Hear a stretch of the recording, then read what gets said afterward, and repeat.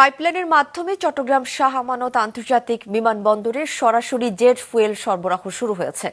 জ্বালানি সচিব সাইফুল ইসলাম দুপুরে ৫.৭৭ কিলোমিটার দীর্ঘ এই পাইপলাইনে এ জ্বালানি সরবরাহ কার্যক্রমের উদ্বোধন করেন। বেসামরিক বিমান ছাড়াও এর সুফল পাবে বিমান বাহিনী। জ্বালানি সরবরাহ করছে পেট্রোলিয়াম কর্পোরেশন, বিপিসির সহযোগী প্রতিষ্ঠান পদ্মা অয়েল কোম্পানি।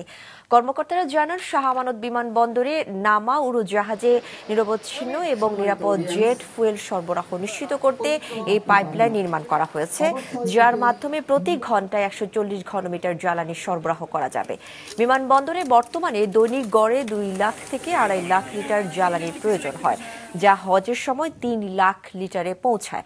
পাইপলাইন চালুর ফলে বিমানবন্দরে দৈনিক জ্বালানি চাহিদা মাত্র ২ ঘন্টায় পূরণ করা সম্ভব হবে।